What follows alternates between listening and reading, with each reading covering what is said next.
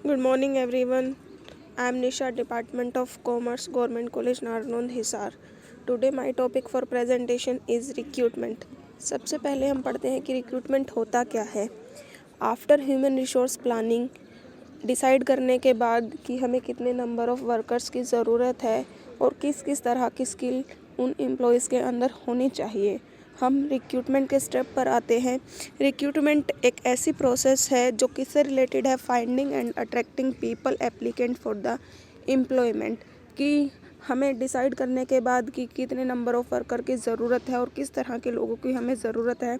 हम ये देखते हैं कि हम उन लोगों को कहाँ से ले सकते हैं, कहाँ से वो लोग हमें मिल सकते हैं, और फिर मिलने के बाद या सोर्स ऑफ रिक्रूटमेंट मिलने के बाद हम क्या करते हैं, उन लोगों को अनकरेज करते हैं कि वो उस जॉब के लिए अप्लाई करें। एडविन फ्लिपो के according recruitment is the process of searching prospective employees and stimulating them to apply for the job in the organisation. और टेलर के अकॉर्डिंग क्या है, recruitment has been defined as the process of seeking out and attracting individual from the labor market who are capable and interesting in the filling the employment vacancy। Recruitment क्या है, हमारा एक तरह के bridge के रूप में काम करता है बिटवीन ऑर्गेनाइजेशन जिसको क्या है एम्प्लॉयज़ की ज़रूरत है, और दूसरा उन लोगों के बीच जो लोग क्या है जॉब ढूंढ रहे हैं या जिन लोगों को जॉब की ज़रूरत है। ठीक है, तो ये दोनों के लिए काम करता है, for the organisation and for the workers. Next है हमारा इम्पोर्टेंस ऑफ रिक्रूटमेंट क्या क्या है। सबसे पहली इम्पोर्टेंस क्या है, ये लोगों को अट्रैक्ट करता है टुवार्ड दी ऑर्गेनाइजेशन की वो जॉब के लिए अप्लाई करें।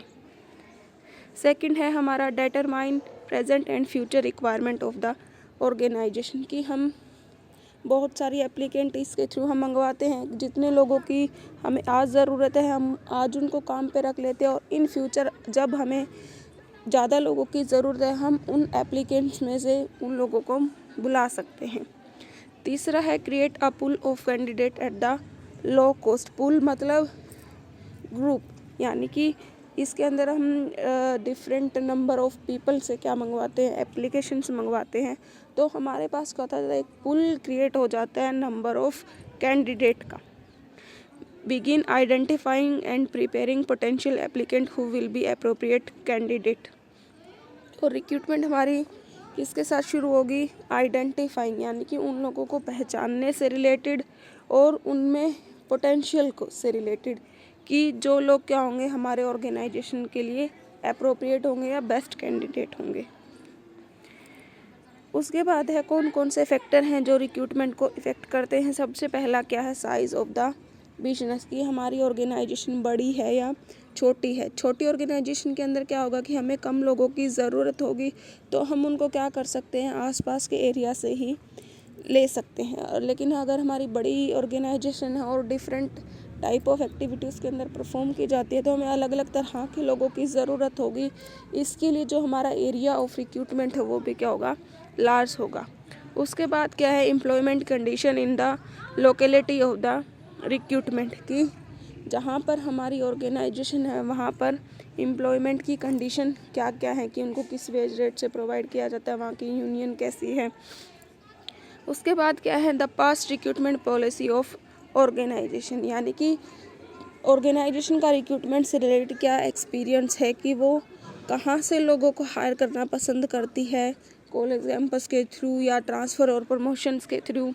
उसके बाद है working environment and compensation package, ये कंपनी की इंटरनल पॉलिसी होती है कि कंपनी में क्या क्या वर्किंग एनवायरनमेंट दिया जाता है एम्प्लॉयज़ को, और क्या क्या सैलरी और वेजेस उनको प्रोवाइड करवाई जाती हैं।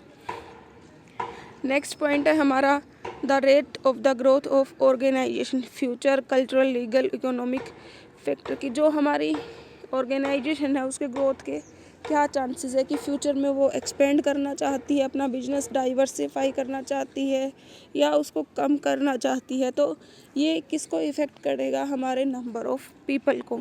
उसके बाद क्या है, कॉस्ट ऑफ रिक्रूटमेंट, की जो हमारी कॉस्ट है रिक्रूटमेंट की वो भी हमारी रिक्रूटमेंट को बहुत इफ़ेक्ट करता है, कि जैसे हम ऐड देते हैं तो हमारी ऐड की कॉस्ट आएगी, कॉलेज कैंपस के थ्रू अगर हम रिक्रूट करते हैं तो जो हमारी सिलेक्शन कमेटी है उसको रिक्रूटमेंट कैंपस तक जाना पड़ेगा।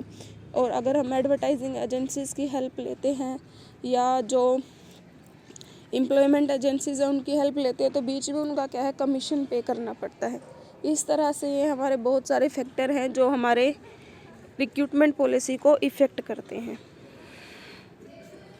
नेक्स्ट है हमारी रिक्रूटमेंट पॉलिसी। रिक्रूटमेंट पॉलिसी क्या होती है, एक फ्रेमवर्क होता है जो वेरियस एस्पेक्ट्स को लाई करता है। जैसे उसमें क्या होता है कि ऑर्गेनाइजेशनल ऑब्जेक्टिव की रिक्रूटमेंट से रिलेटेड हमारे ऑर्गेनाइजेशन के ऑब्जेक्टिव क्या हैं कि ऑर्गेनाइजेशन क्या अचीव करना चाहती है। Second one, identification of recruitment need की हमें रिक्रूटमेंट की ज़रूरत किस लिए है। तीसरा है प्रेफर्ड सोर्स ऑफ ट्रीटमेंट कह सकते हो या रिक्रूटमेंट कि हम किस सोर्स को प्रेफर करेंगे। There are 2 type of sources, internal और external. Criteria of selection and preference क्या रहेगा। The cost of recruitment and financial implementation of the same कि हम फ्रेमवर्क के अंदर या पॉलिसी के अंदर ये सारी चीज़ें डिसाइड करके चलते हैं कि हम कहाँ कहाँ से एम्प्लॉय को लेंगे, उसकी क्या क्या कॉस्ट आएगी, हमारे ऑब्जेक्टिव क्या है, ताकि हम उसी के अकॉर्डिंग क्या कर सकें, एम्प्लॉयज़ को हायर कर सकें। नेक्स्ट है हमारा रिक्रूटमेंट प्रोसेस। रिक्रूटमेंट प्रोसेस के अंदर हमारे डिफरेंट स्टेप्स आते हैं। सबसे पहला क्या है, आइडेंटिफाई वैकेंसी की। सबसे पहले हम ये चेक करेंगे कि हमारी ऑर्गेनाइजेशन के अंदर कितनी वैकेंसी हैं, हमें कितने लोगों की ज़रूरत है। ठीक है, इसमें हम नंबर ऑफ़ एम्प्लॉयज़ को भी देखेंगे और स्किल की हमें उनके अंदर किस तरह के लोगों की ज़रूरत है। सेकंड स्टेप पे हम क्या करेंगे, जॉब डिस्क्रिप्शन और जॉब स्पेसिफिकेशन हम बनाएंगे। ठीक है, कि हम ताकि हमें ये पता चल सके कि हमें किस तरह के लोगों की ज़रूरत है, कि अगर हम इंटरनल रिक्रूटमेंट करते हैं तो लोगों को किस तरह की ट्रेनिंग की ज़रूरत है। ठीक है, कि उनकी क्या क्या रिस्पॉन्सिबिलिटी होंगी, क्या क्या वर्किंग इन्वायरमेंट के अंदर उनको काम करना पड़ेगा। थर्ड है आफ्टर डिसाइडिंग दैट हम क्या करेंगे, एडवर्टाइजिंग वैकेंसी की जितने नंबर ऑफ़ किया उनके लिए क्या क्या स्किल क्वालिटी चाहिए। डिसाइड करने के बाद हम एडवर्टाइजिंग एजेंसी यानी कि उन रिक्रूटमेंट के बारे में, उन वैकेंट पोस्ट के बारे में एडवर्टाइजमेंट देंगे।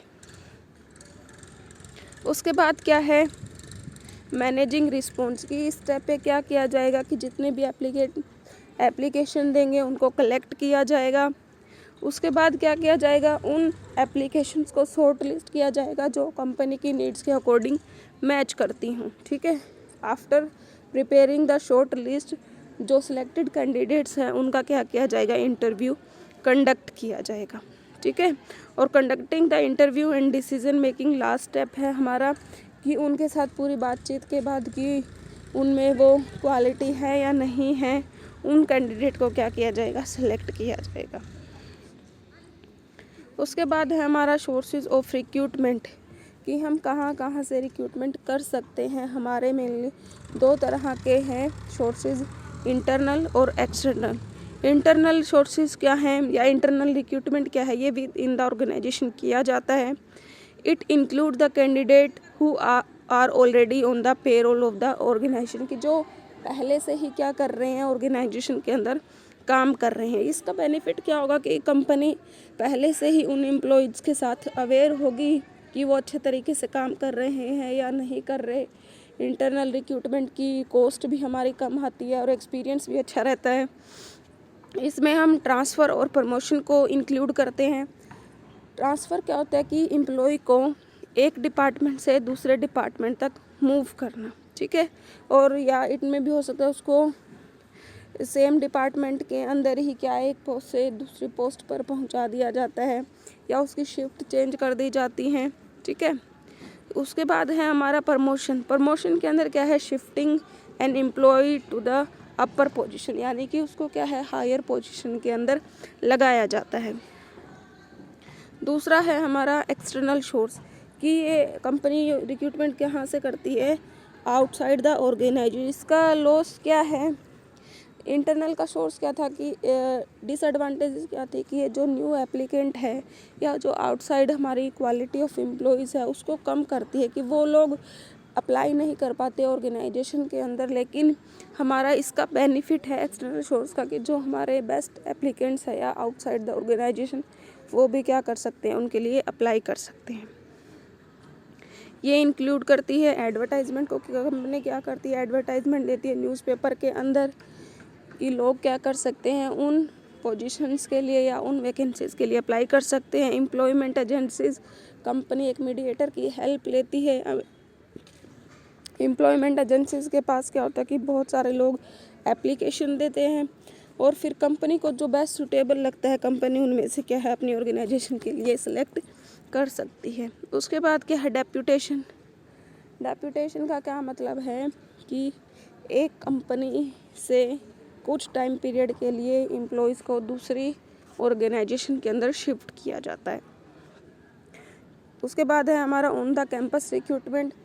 इसके अंदर कंपनी क्या करेगी, रिक्रूटमेंट कैंपस के अंदर जाके करेगी। जो भी हमारे मैनेजमेंट इंस्टीट्यूशन है या टेक्निकल इंस्टीट्यूट है, वहाँ जाकर क्या करती है, एम्प्लॉय को हायर करती है। उसके बाद क्या है, टेलीकास्टिंग। टेलीकास्टिंग में कंपनी क्या करेगी, जो टीवी है, हमारी रेडियो है, उसके अंदर टेलीकास्ट करती है पोस्ट के बारे में। जैसे job watch, youth plus, TV पर आने वाले क्या हैं, बहुत सारे प्रोग्राम हैं जो अलग अलग कंपनियों की पोस्ट के बारे में बताते हैं। Thank you.